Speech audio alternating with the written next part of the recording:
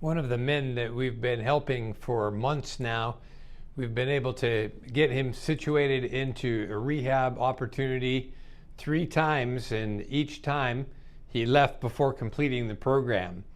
That would seem like a big disappointment, and it is to a degree, but at the same time he keeps coming back, and we believe this is part of how God works in people's lives. Even when they don't follow through and fail once, twice, 3 times, there's another opportunity around the corner, and we're here for this person to take the next step. Just this week, as he was sitting here in our site, receiving a meal, receiving care and love, he shared with our team that he'd written a song. He hadn't put it to music yet, but he had it like a poetic poem and began to share the lyrics of it. And his song was all about capital compassion. Here's a man that was raised in a group home. He's never been loved in a family. He's never had parents looking over him.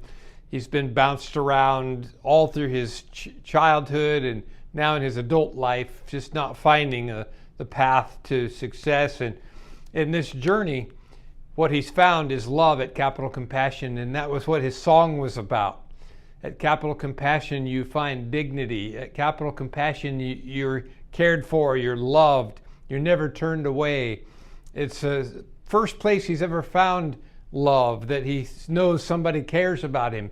So he keeps coming back, disappointing us, and then comes back, and we keep loving on him and believing that the next time may be the breaking point. It may be the turning point where he goes from this struggle that he's having to the victory that God has in store for him.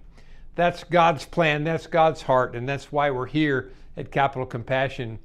In this same week, we had another placed into a tiny home.